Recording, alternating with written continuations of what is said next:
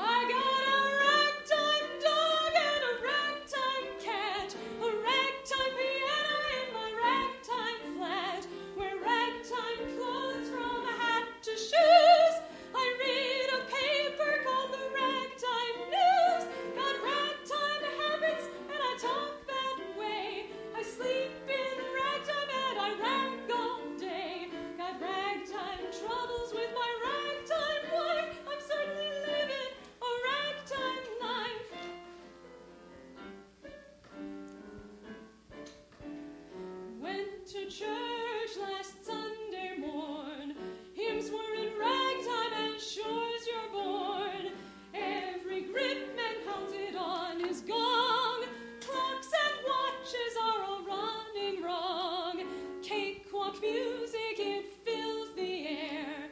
It can't be dodged because it's everywhere. Once I didn't belong, you see, but now you can't lose me.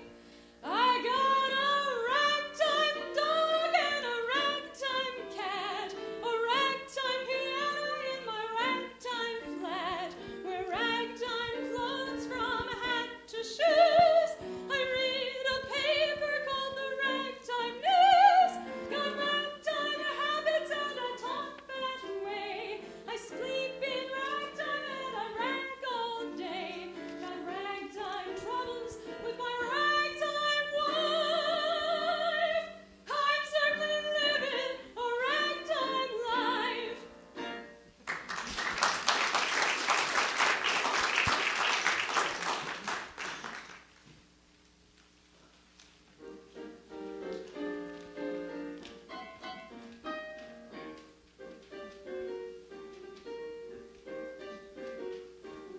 I've had a mighty busy day. I've had to pack my things away. Now I'm gonna give the landlord back his key, the very key that opened up my dreary flat, where many weary nights I sat, thinking of the folks down home who think of me. You can bet you'll find me singing happily when that midnight choo-choo leaves for Alabama. I'll be right there, I've got my fare. When I see that rusty-haired conductor man, I'll grab him by the collar and I'll holler, Alabama, Alabama, that's where you stop your train. That brings me back again, down home where I'll remain, where my honey lamb am. I will be right there with bells when that old conductor yells, all aboard, all aboard, all aboard for Alabama. The minute that I reach the place, I'm gonna overfeed my face, 'cause I haven't had a good meal since the day you went away. I'm gonna kiss my pa and ma a dozen times for every star shining over Alabama's new mown hay. I'll be glad enough to throw myself away when the midnight choo-choo leaves for Alabama. I'll be right there, I've got my fare. When I see that rusty-haired conductor man, I'll grab him by the collar and I'll holler, Alabama, Alabama, that's where you stop your train. That takes me back again, down home where I'll remain, where my honey lamb am. I will be right there with bells when that old conductor yells, all aboard, all aboard, all aboard for Alabama.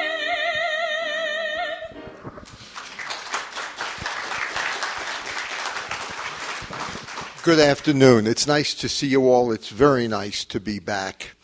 And I hope you understand how hard it is to sit up here and not sing when the midnight choo-choo. It really is it's a tribute to my restraint. You understand that we are here because in March of 1911, just over 100 years ago in terms of the year, Irving Berlin published a song that virtually changed American music, a song that is one of the best known and most beloved songs in our history, a song that millions of people can still sing every word to, and I guarantee most of you could. Some of you have already started singing. I could hear things up here. And so we are here to celebrate. But there's more to it than candles on a cake. For starts, it's a ragtime song. We opened the program with three of the most famous ragtime songs. It took us a while. We finally did get to Irving Berlin. And the reason I did it that way, because there's a wonderful story about him. Once he had established himself as a songwriter, And he did that largely through ragtime songs. He went to London to appear at the Hippodrome Theatre. He had done a little work in vaudeville on stage, in that wonderfully reedy voice of his that you know from his singing of "Oh, How I Hate to Get Up in the Morning," one of the great American songs, one of the great American comic songs. He went out on stage, and his act consisted of singing his songs. And at one point in the act, he asked for requests, and the audience would call out songs, and he would pick the one he wanted to sing, I guess, and do it. And then one night, people started calling out songs that he hadn't written, ragtime songs, but songs perhaps like "Won't You Come Home, Bill Bailey" by Huey Cannon. And it dawned on him, they think I've written every ragtime song. And I will tell you that when you do the kinds of things that I do and you immerse yourself in American song, it sometimes truly does feel as if he wrote every song. Partly because he wrote so many wonderful songs, so many great songs, so many standards, but also because his range was so extraordinary, because he was so adept at so many kinds of songs. Only Gershwin could write a Gershwin song, but the person who wrote Gershwin songs almost as well as Gershwin was Irving Berlin. Only Porter could write what Porter did, but the only other person who could write almost as well in that vein was Irving Berlin. He was, in fact, a protean figure. I referred to him as our unlikeliest genius. And there's a story about the Berlins at home one night. You were there. The family was at the table, and Mrs. Berlin, Ellen Mackey, said to one of her daughters, "Dear," and you know you're in trouble when it starts with "dear." When my father called me Michael, I knew I was in trouble. "Take your elbows off the table." And the child responded, I don't know which one it was. The child responded, "Daddy keeps his elbows on the table." And Mrs. Berlin said, "Yes, he does, dear, but that's different. Daddy's a genius." And so he was. And that genius began with ragtime songs, because ragtime was in the air. And Berlin, like the other songwriters of his many decades, except Berlin's gift was larger and deeper, it was a genius for America. The songs of the first half of the 20th century were not about the songwriters. Oh, some, of course, were personal. They had to be. You can't do that work every day and not have some of you come into them. But they were not generally an expression of a personal vision. They were not poets. They were songwriters. And I think it does a disservice to both to get into that fuzzy ground where suddenly Bob Dylan is a poet. No, he's not. He's a great songwriter. Berlin, of course, had some personal things in his songs, as they all did. But what the songwriters wrote about was not themselves. They wrote about us. If it was on our minds or in our hearts, it ended up in a popular song. Ragtime was in the air. It was the first defining sound of the 20th century, that ragged, broken, irresistible sound for a broken century to come. It was the age of, it was a time of shattering almost everything. But ragtime initially was an instrumental music that grew up at the hands of itinerant African-American piano players, mainly in whorehouses and saloons around St. Louis. It spread along the river and then across the country. improvised initially and then written down, given its form largely, though not exclusively, by the one ragtime name everybody knows, Scott Joplin. It became so popular that Tin Pan Alley songwriters picked it up. But most of them were not sophisticated musically. Most of them were not trained. They were cigar-chewing guys. They were not practicing poesy. They were not educated in conventional ways. What they heard was syncopation, and they put that syncopation into their songs. So successfully, that syncopation was one of the defining elements of the American song for many years. And they began to write lyrics about ragtime and about dancing to ragtime. And that's all it took to have a ragtime song. And so here was this new kind of song spreading all over the country. And in the midst of it all, because the ragtime songs go back to the turn of the century. Bill Bailey is 1902, I believe. Irving Berlin emerges. He writes his first song in 1907. It's not a ragtime song. It's an ethnic song that is truly generic, Marie from sunny Italy.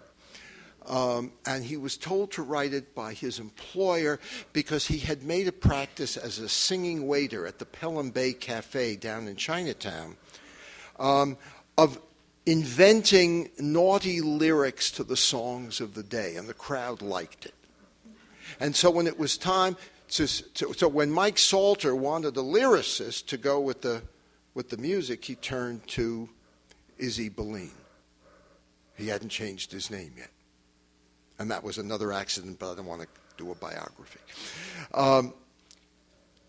And so the first song, 1907, and 4 years later, that's all, we get Alexander's Ragtime Band. It wasn't the first ragtime song, but it was just late enough to reinvigorate the form and keep it going, give it new legs, new life, so that it continued into the next decade, right up through World War I. And it also fueled something called the dance craze, which was very raffish and irreverent and not quite respectable, even though it was really just the one-step and the two-step with an edge. And then they were made respectable by some people that Mr. Berlin worked with, Vernon and Irene Castle, because they taught those naughty dances to people like Mrs. Rockefeller and Mrs. Vanderbilt, and if they were doing them, then it was okay, you see, for your mother to let you do them. Irene was the most important female tastemaker of her time. When did women start to bob their hair? 30s. Everyone agree? No. Yes. Most people, in fact, I'm surprised, most people would say the 20s. Because we think of when Bernice bobs her hair, the Fitzgerald story, we think of the 20s. But Irene Castle bobbed her hair in the teens, and millions of women followed suit. She took off her corsets in the teens because she was a dancer. They were also bloody uncomfortable. She wanted to be free to move, and the hourglass figure came to an end because Irene Castle, she was unintentional. She was a bit of a Westchester doyenne. She wasn't out to change the world, but she did. She was an unintentional revolutionary in blue chiffon. And she danced. And she danced the dances that the ragtime songs were for. She also did a book with her husband called Modern Dance that I recommend to you. Do you know if it's in the collection? It's unlikely, I would think. Every other chapter is by Vernon, who, by the way, Fred Astaire modeled himself on, and understandably so. He was tall with long arms and pointy features, a kind of an Astaire. And Vernon wrote chapters on how to dance. There was a chapter on dancing the foxtrot with the little diagrams, with your foot going this way and then your foot going that way. And the inter-chapters were by Irene.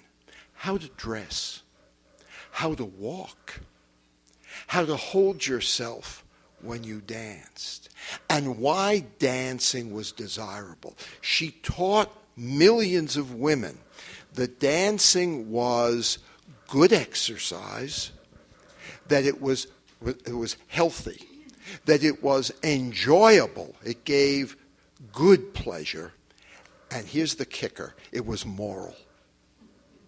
Because if you were on the dance floor with your man, he was not in a gin mill somewhere. You need to understand, this is 1915 or so. Vernon died in 16 or 17. He was in the Royal Canadian Air Force and there was a crash. In the second half of the 19th century, the most serious social problem in America was alcoholism. So that the suffragists, who were what we would call to the left of center, and the Anti-Saloon League and the Women's Christian Temperance Union, which was to the right of center, they didn't use those words, joined forces because of alcoholism in America. A working man starts to drink, he loses his job. You can fill in the story from there.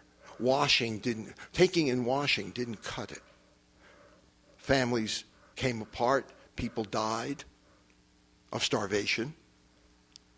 And so saying that it would prevent men from drinking was still a powerful idea in 1916. She had an enormous effect on America. They began their career, by the way, in a small Paris nightclub when they were just about out of money. They were broke. They got this job. And every night at midnight, a spotlight in this dive. Now, in the movie, The Story of Vernon and Irene Castle, it's not a dive. It's a nightclub worthy of Fred and Ginger. It wasn't.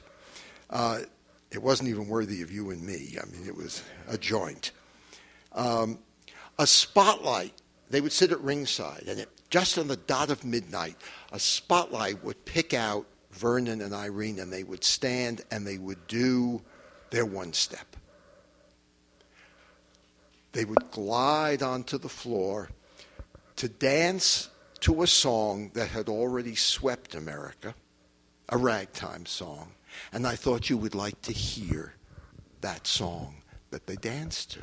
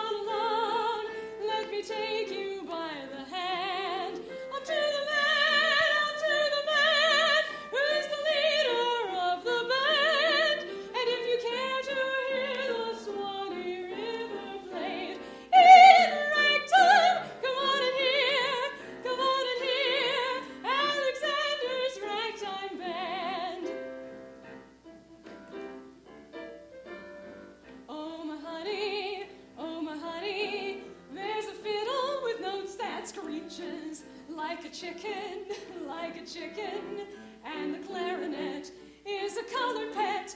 come and listen to a classical band. What's peaches come now somehow. Better hurry along. Come on and hear Alexander's Ragtime Band. Come on and hear. It's the best band in the land. They can play a bugle call like you never heard before. So natural that you want to go to war.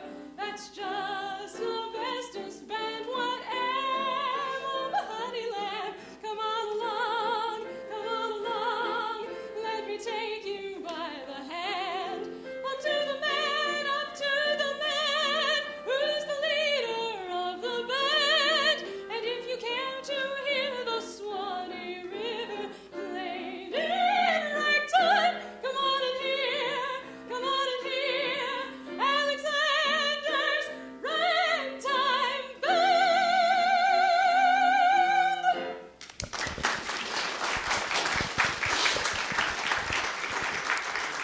Now, I said that the ragtime songs were controversial, as were the ragtime dances. Of course, the waltz had been a controversial dance, and when the upper classes took it on, they tamed it, and now what was going to happen with ragtime dancing? Because dance schools were very popular at the time, and a fair number of teachers in these schools refused to teach the ragtime dances, which were also known, by the way, as the animal dances. You may know something I don't know. The turkey trot, the chicken scratch, the camel walk, the bunny hop, and nearly 100 more, including the grizzly bear. The foxtrot is actually not one of them, even though it's from that time. That's another story. Oh, thank you for doing that. There was a dancer, a song and dance man named Harry Fox, who was in the Ziegfeld Follies, and he had a specialty number in which he did a dance that with a number of running steps that was known as Fox's Trots.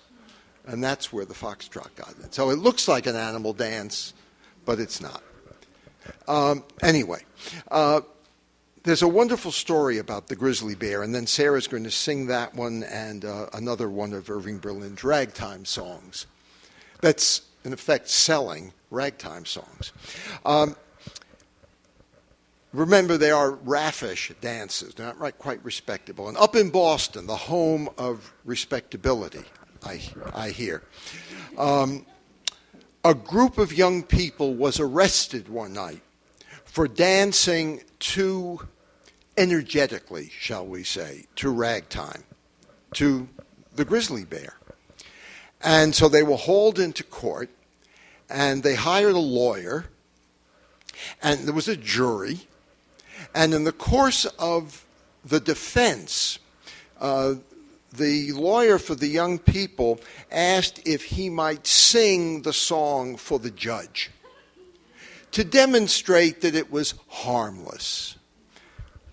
Out in California where there's weather's fair, they got to dance out there. You know, they call the grizzly bear. That's the one. And the judge agreed. And so the lawyer stood up and began to sing. Within 8 bars, every member of the jury was singing the song, and the judge threw the case out of court. Ragtime had established itself. And the little icing on that cake is that a man named George Botsford, who was a minor writer of rags, not ragtime songs, had written something called Grizzly Bear Rag. It was a flop. He and Berlin were together one day, I don't know how or where or why, and they agreed somehow that Berlin would put lyrics to it. And Doin' the Grizzly Bear became a great hit song. And Berlin then said that for a song to be, I don't have the exact quote, for a song to be complete, for a song to register, that may have been one of the words he uses. For a song to register, if not, it's a good choice. It needs words. Although, you know, the old story about Jerome Kern and Oscar Hammerstein, and somebody approaches one of their wives and starts praising Kern. They're scored to Showboat, and finally says, "And Old Man River is the best song anybody ever wrote." And I think it was Mrs. Kern. Poor Mrs. Kern has not been able to get a word in. This has gone on for a while. And she says, "Thank you very much. That's very nice, except my husband didn't write Old Man River. Oscar Hammerstein did." And the man gets red in the face and starts to apologize. And she says, no, that's perfectly all right. Oscar Hammerstein wrote Old Man River. My husband wrote Dum, Dum, Dum, Dum. You need the words. So here are the words and music to The Grizzly Bear and Everything in America is Ragtime.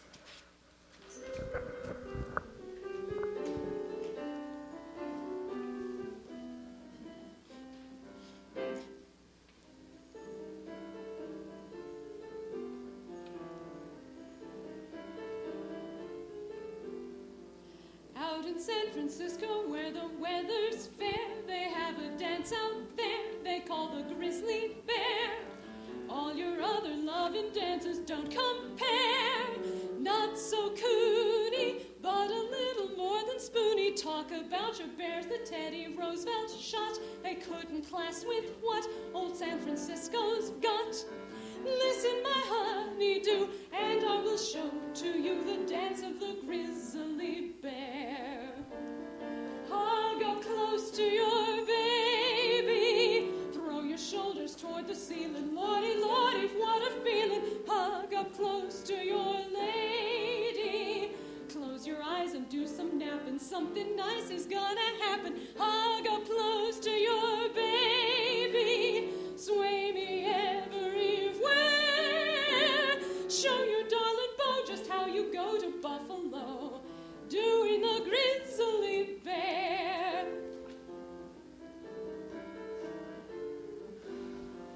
Let's sit down and rest a minute, honey dear. My head feels awful queer. Please call the waiter near.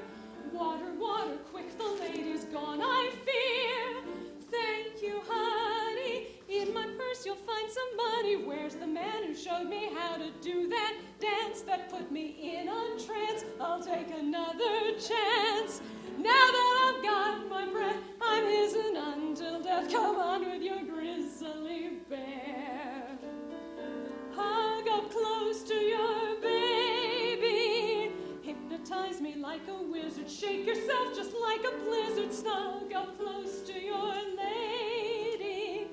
If they do that dance in heaven, shoot me on tonight at 7. Hug up close to your baby. Sway me everywhere. You and me is two. I'll make it one when we get through doing the grizzly bear. Give me 30 seconds. I have to interrupt to say something. It's so wonderful.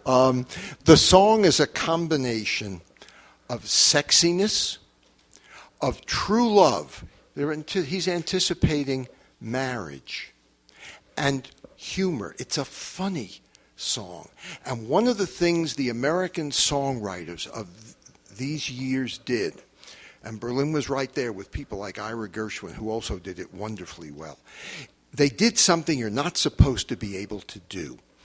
They combined wit and sentiment in the same lyric, in the same 32 bars. Sentiment, feeling, put you up close to something. Wit requires distance so you can arch that eyebrow and tell the truth about what's there. And they managed, through this gift of economy and inventiveness within something that was familiar and conventional, to wed the two in extraordinary ways. I don't understand. I mean, I see the results, but the mindset is what eludes me. I continue, after all these years of working with stuff, to be dazzled by it. I'm sorry, I got in the way of your singing, but I don't want to lose that.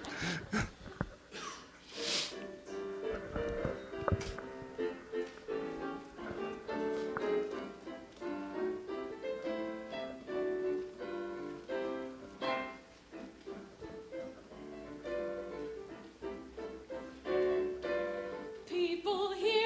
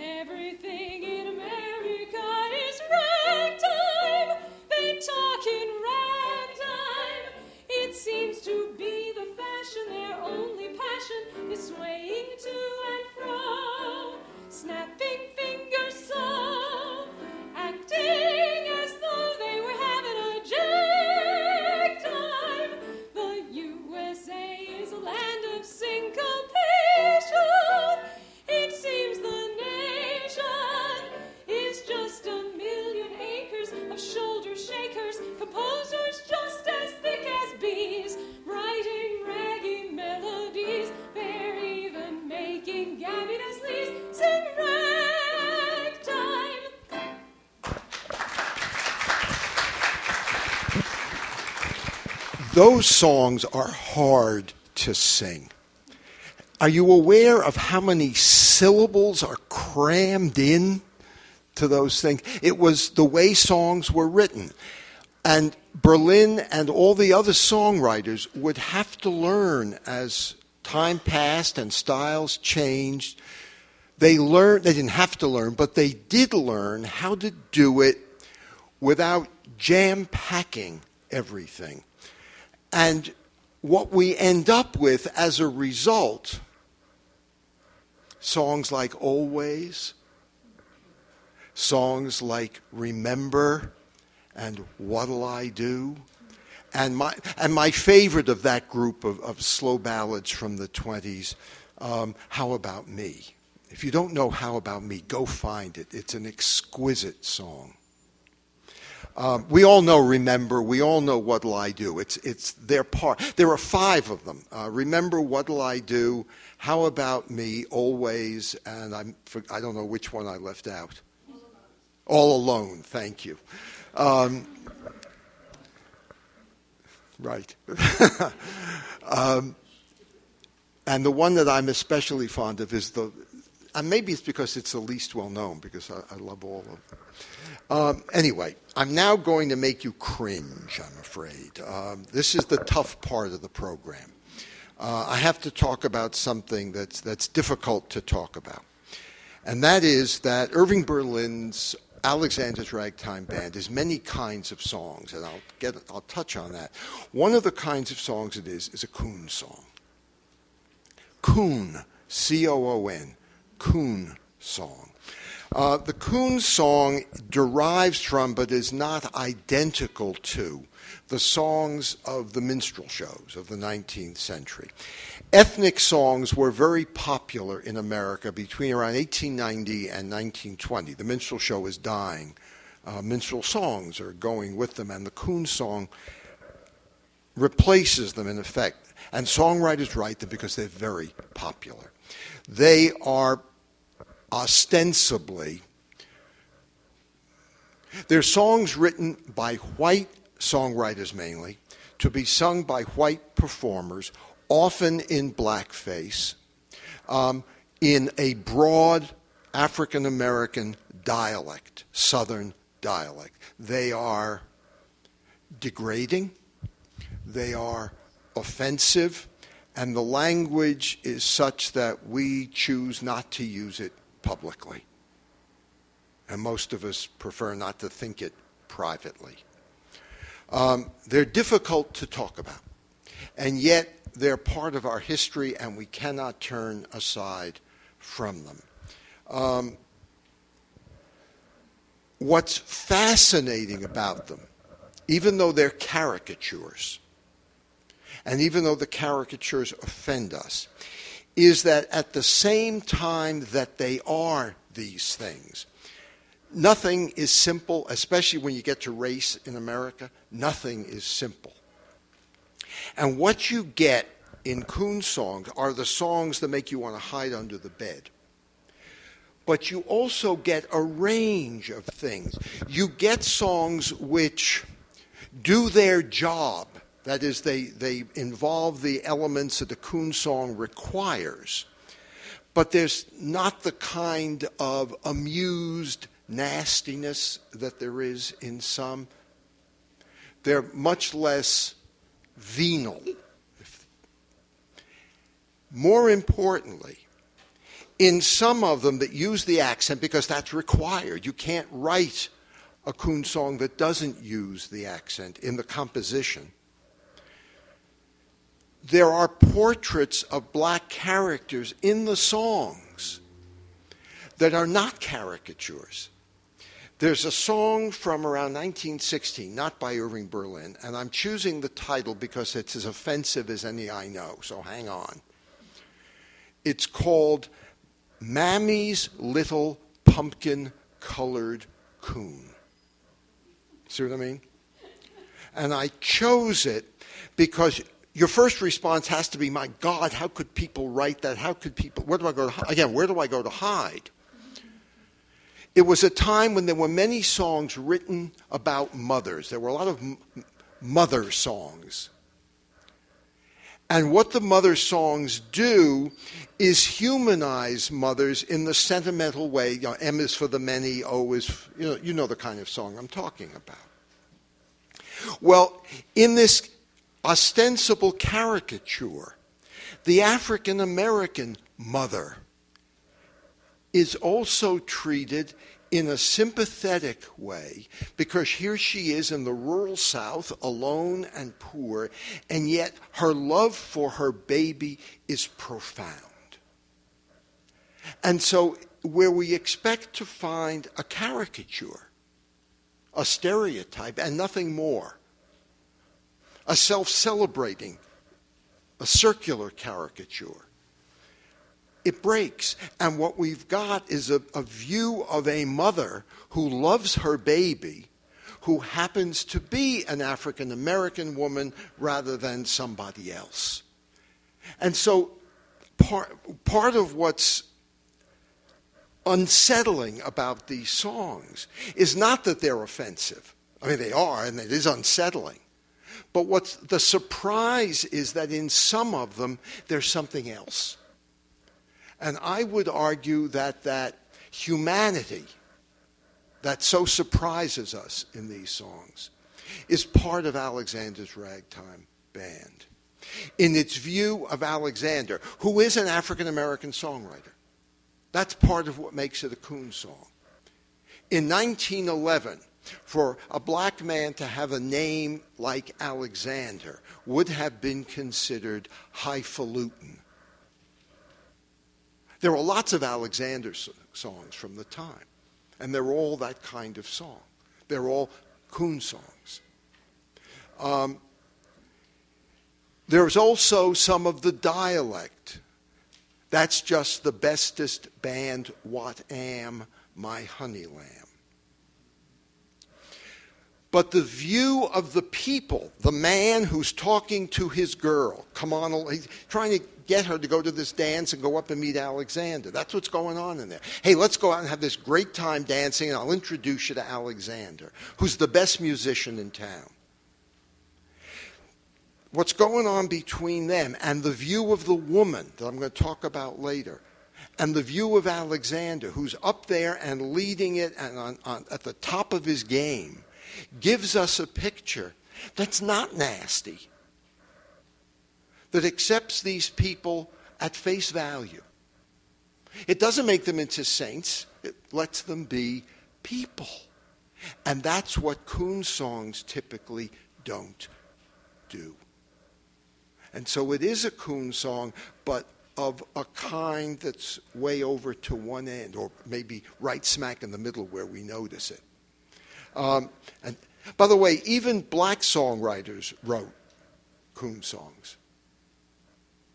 Why? If you wanted to write songs and get them published, you had to write what the public would buy. And coon songs were very popular, and so people, wonderful songwriters like James A. Bland, who was the first important American songwriter who was an African American. You know his songs. Some of you know Golden Wedding. Some of you know Golden Slippers, and you all know Carry Me Back to Old Virginia. Did you know a black songwriter wrote that? Did you know another black songwriter wrote the Charleston? You would have to sit here if James Johnson didn't write the Charleston. You wouldn't be able to get up and kick your knees around. Bob Cole, Will Marion Smith, James Weldon Johnson, who wrote God's Trombones, that book-length poem, wrote songs, lyrics, among them coon songs. It's what the market would bear. We've got to do some. We've got to do some. And I've tried to pick two that are relatively restrained, and to reinforce the point I just made, they're both by African American songwriters. One is called Under the Bamboo Tree, which I first learned when Judy Garland and Margaret O'Brien sang it in Meet Me in St. Louis and did a cakewalk to it. And the other one is called Dark Town Is Out Tonight. Its lyricist is an important African-American poet named Paul Laurence Dunbar, who also wrote song lyrics and was associated loosely with the Harlem Renaissance.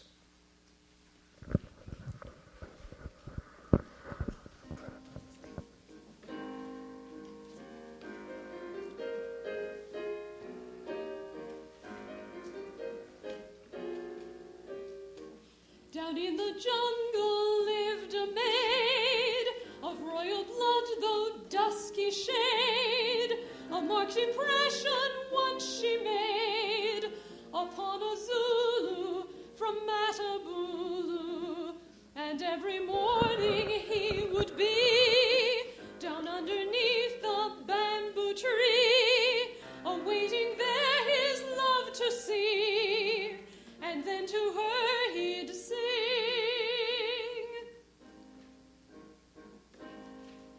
If you like me like I like you, and we like both the same, I like say this very day, I like change your name, 'cause I love you and love you true, and if you love me, one live as two, two live as one, under the bamboo tree. And in this simple jungle way, he wooed the maiden every day by singing what he had to say. One day he seized her and gently squeezed her, and then beneath the bamboo green, he begged her to become his queen. The dusky maiden blushed unseen and joined him in his song.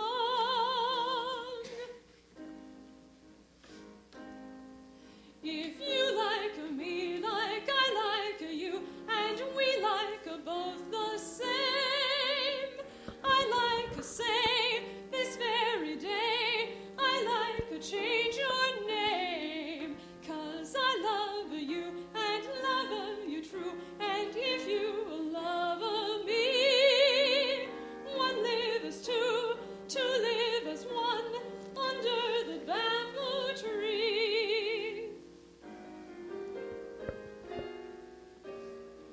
This little story, strange but true, is often told in Mataboo, of how this Zulu tried to woo his jungle lady in tropics shady. Although the scene was miles away, right here at home I dare to say, you'll hear some Zulu every day gush out this soft refrain.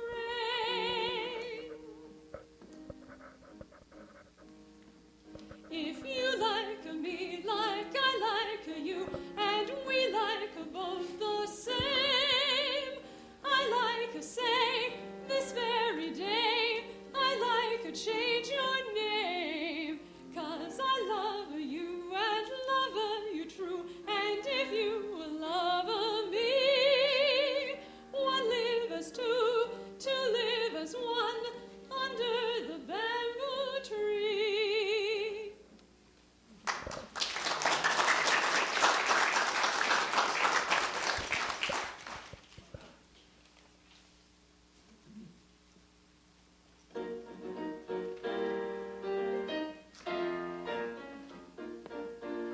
Hey there, Sal, come on, gal, join this promenade. Take my arm, what's the harm? Needn't be afraid. There's old Dan, watch that man coming down the line. That old coon, hotter Jude, longing, sweating time. Howdy do, hope that you enjoy yourself immense. Reckon best got that dress off Miss Lucy's fence. Clear the path, needn't laugh, that'll be all right. White folks, yo, got no show. This here's Darktown night, and there'll be warm coons a-prancing, swell coons a-dancing, tough coons who wanna fight. So bring along your blazers, fetch out your razors, Darktown is out tonight.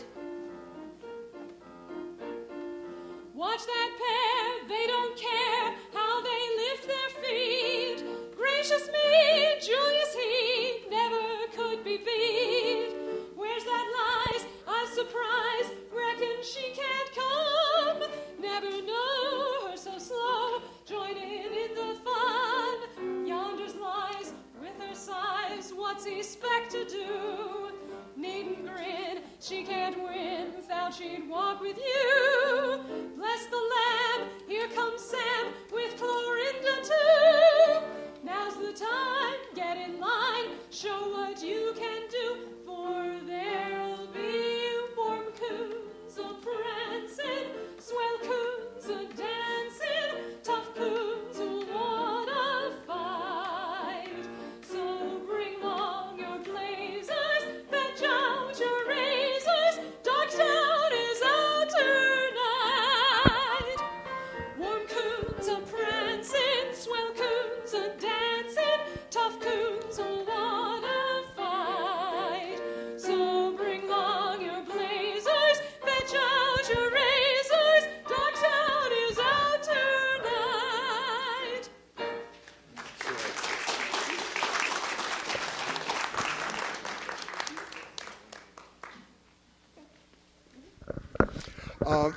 One of the more interesting things about Alexander's Ragtime Band, I've started to talk about this, I think, is its attitude toward women. Women in the second half of the 19th century, as you know, were supposed to be passive, obedient, domesticated, if not domestic. They possessed, obviously, a finer nature. But there was also something, at least in songs, enervated about them. In songs like Beautiful Dreamer, where the sleep is like death. In songs like Bird in a Gilded Cage, where the young woman marries for wealth, not love, and spends her life in a gilded cage, wasting away. But songs like Alexander's Ragtime Band changed that. And it's not the only one, but it's one of the first. 6 years later, we had a song that did the same kind of thing called Darktown Strutter's Ball. You know, let's go, let's go. Encouraging the woman to be not a butterfly. Don't sit against the wall. Get up on your feet and square your shoulders and go out there and do it. We're going to meet Alexander and we're going to dance the night away. Let's go. Encouraging a woman to be up on her feet and doing the new dances as energetically as her partner. It had officially become okay for a woman to break a sweat. That doesn't mean that romance had disappeared.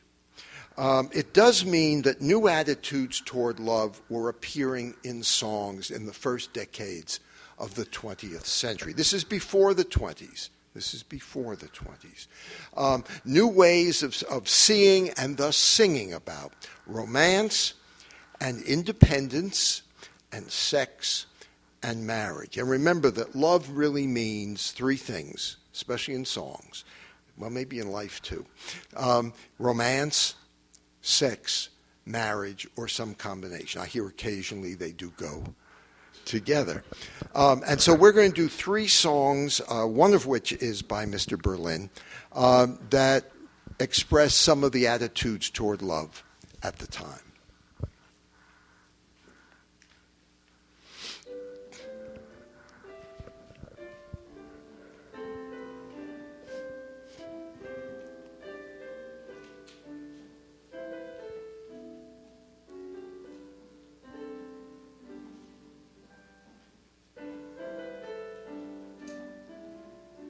My head's in a dizzy whirl since I met a certain girl.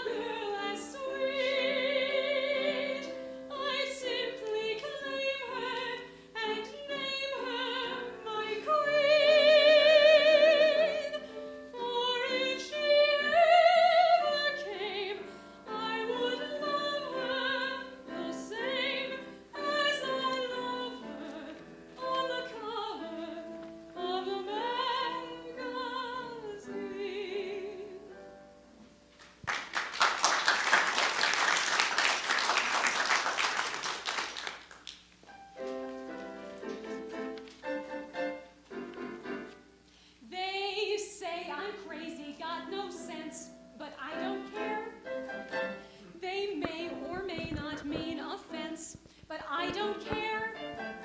You see, I'm sort of independent, of a clever race descendant. My star is in the ascendant, that's why I don't care. I don't care, I don't care what they may think of me. I'm happy-go-lucky, men say I am plucky, so jolly and carefree. I don't care if I do get the mean and stony stare. If I'm never successful, it won't be distressful, 'cause I don't care.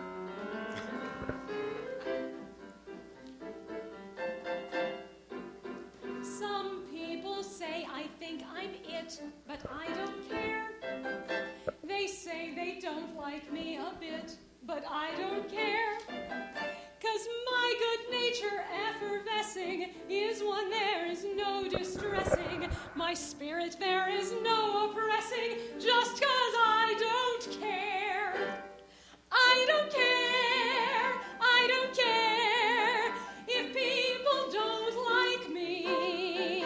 I'll try to outlive it, I know I'll forgive it, and live contentedly.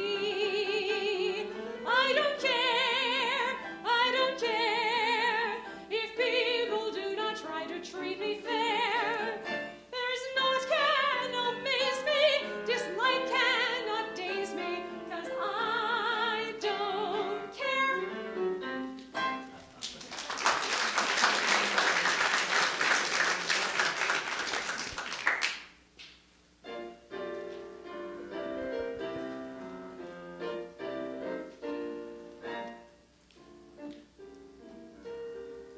A young married lady who was very much inclined to be just a little indiscreet once met a fellow. They were never introduced, but they met as lots of other people meet.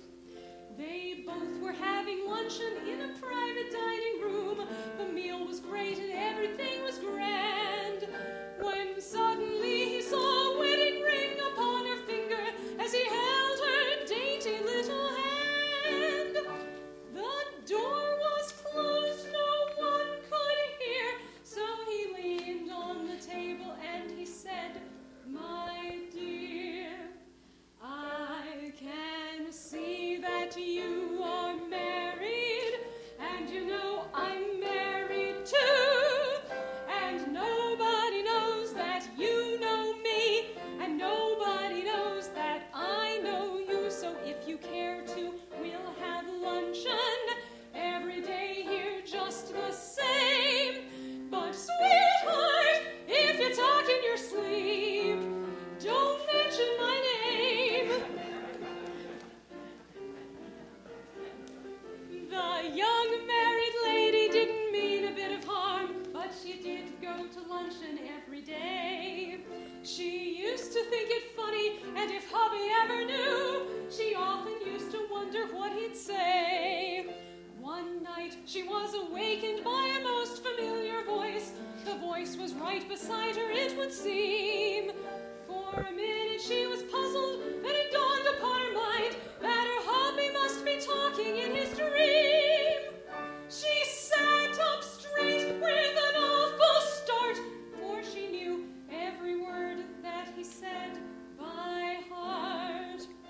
I can see that you are married, and you know I'm married too, and nobody knows that you know me, and nobody knows that I know you, and if you care to, we'll have luncheon every day here just the same. But sweetheart, if you talk in your sleep, don't mention my name.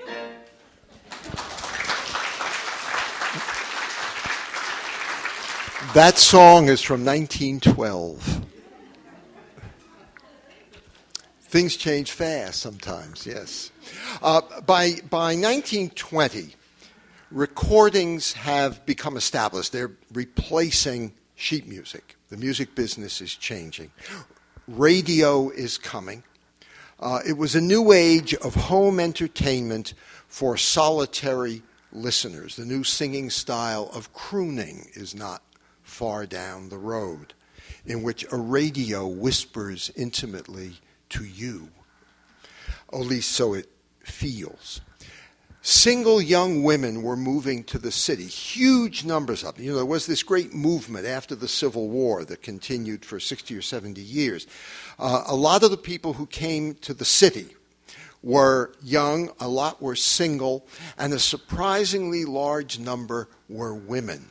And they wanted to hear something more personal and more intimate than the ragtime songs.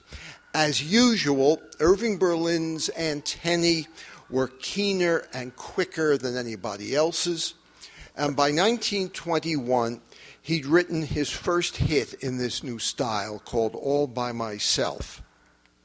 It was also one of the first songs for which recordings outsold sheet music. But nearly a decade earlier, he'd written his first important ballad and one of his most personal songs. In other words, Berlin had been writing all these ragtime songs, and he was moving now into ballads where every songwriter eventually must go. This is an extraordinary story. Berlin had married a young woman named Dorothy Getz, whose brother was E. Ray Getz, a songwriter whom he knew. He's best known for writing the lyrics to For Me and My Gal, which you could sing, another one of those songs where you can still sing every word, including the verse. Ding dong, ding dong. And he met Dorothy Getz. That's another wonderful story, but there isn't time, how he met her. And they married, and she became ill, and less than a year after they married, she died. It had a devastating effect on Berlin. He was so deeply saddened by it. And he stopped writing. And for Irving Berlin, that was more than one should have to bear. He was unable to write. In fact, E. Ray Getz, who was a good friend, trying to shake him out of this, took him to Europe to try, the American cure, take them to Europe. Didn't work. When he came back, after a period of time, he began to work again. And when he did, there was a kind of explosion, as if it had been pent up in him. And the first two songs he wrote after he started writing again were When the Midnight Choo-Choo Leaves for Alabama, one of his great ragtime songs. And this ballad, his first major ballad, and one of his most personal songs, in which his grief at the loss of Dorothy he expresses. But what's fascinating to me all these years later, 100 years later almost, is that he expresses it within the conventions of the popular song, because by this time it's part of his DNA. It's what he knows, what he turns to. And so you're going to hear When I Lost You and All by Myself.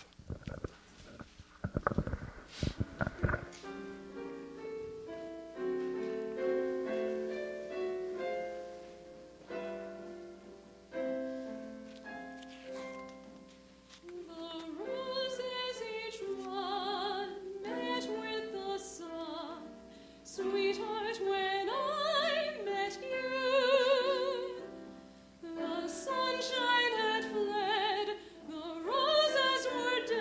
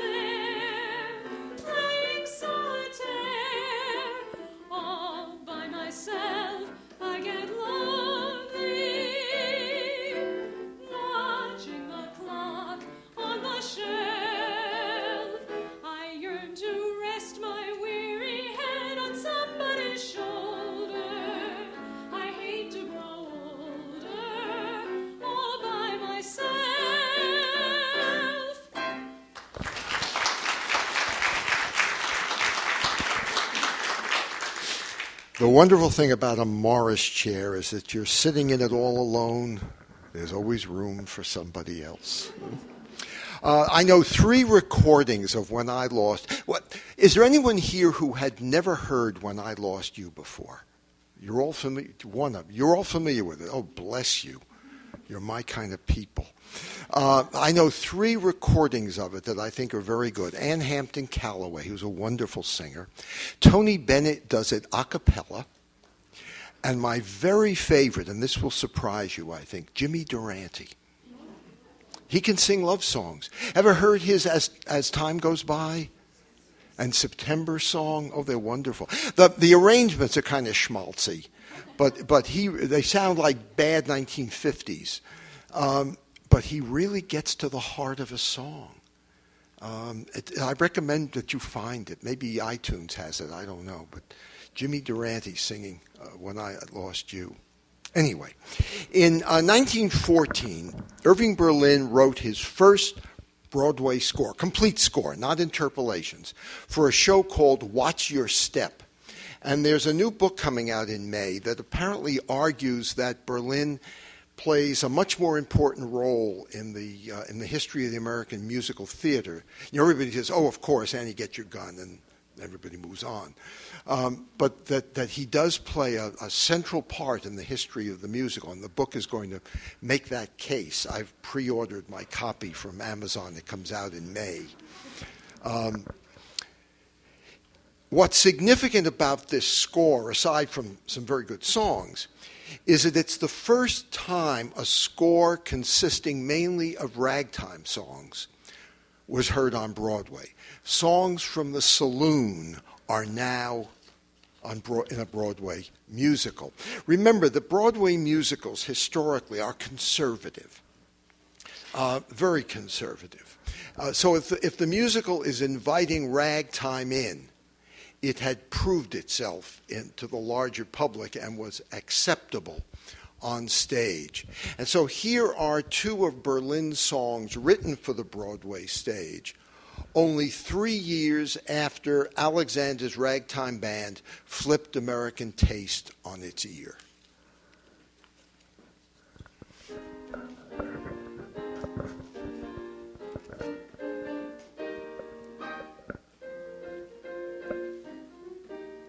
Down in Alabama where the cotton grows lives a funny fella by the name of Mose. He hasn't anybody he can pick up on, so he picks on the grand piano. Morning, noon, and night you'll find him picking rags. I don't mean the kind of rags you put in bags. He doesn't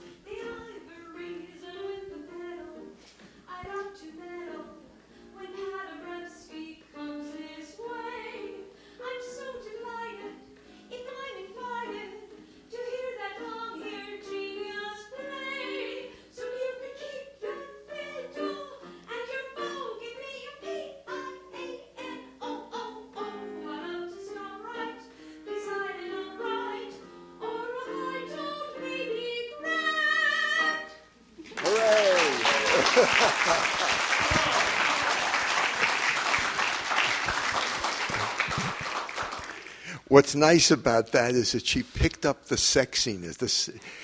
Tommy Tune does a version. It's a video. I don't know quite what it is, but it's a video. And, he's long. He's about 18 feet tall. He's a snake. He's got no bones. And he is all over that piano. He makes love to the piano as he sings the song. It's very funny. And it's right in the spirit of the song. So it's wonderful. Anyway, we're going to do one last song for you, and that's going to wrap it up. In the same show, Watch Your Step, Berlin wrote what musicologists call contrapuntal duets. He called it a double song.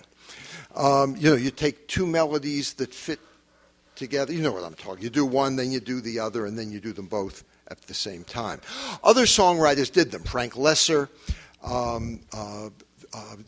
George and Ira did one. But no one did as many as Irving Berlin, and no one did them. You got it. Did you hear what she said? She said as well. She's right.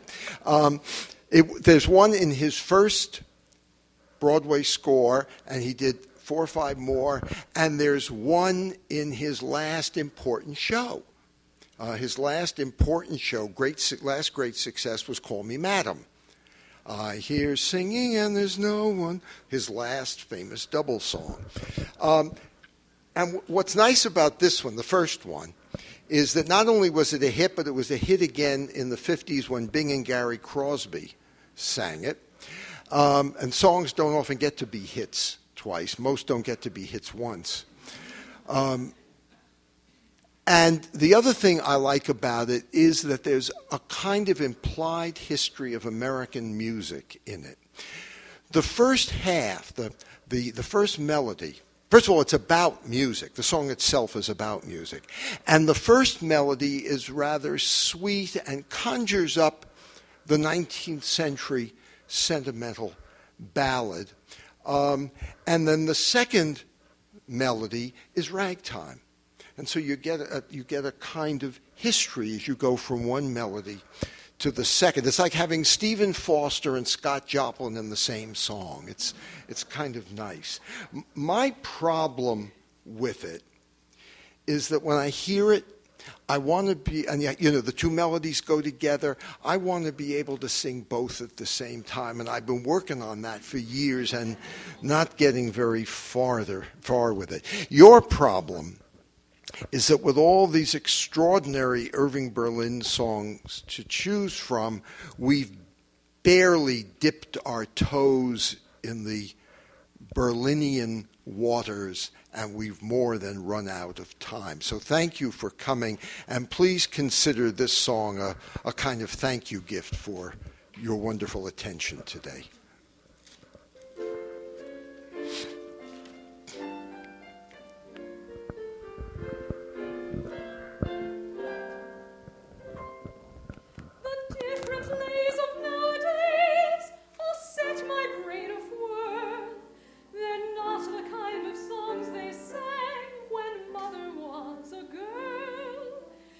Spoony rags and coony dregs, oh, make my poor heart ache.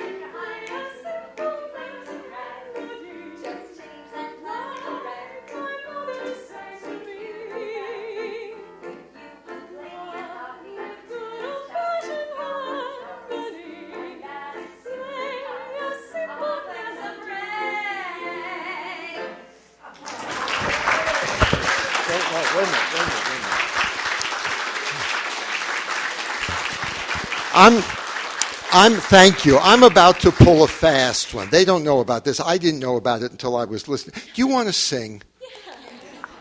You all know that song. All right. What's the first line? The chorus? Yeah, just the chorus. Won't you play a simple melody? Musical demon sets, honey, won't you play me some rag? Right? You all got it? You all know it? Ready? I am not going to conduct you. Won't you play a simple melody?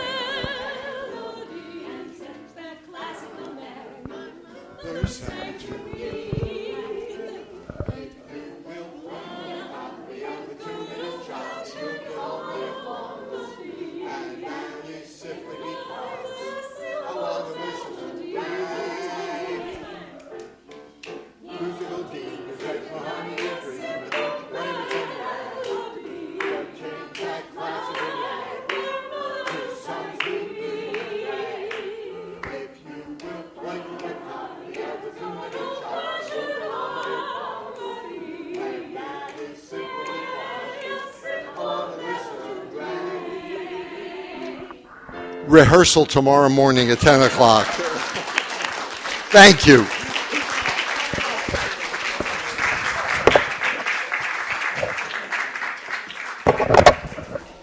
And if anybody would like to buy the book, I will be happy to sign it. I believe they're downstairs.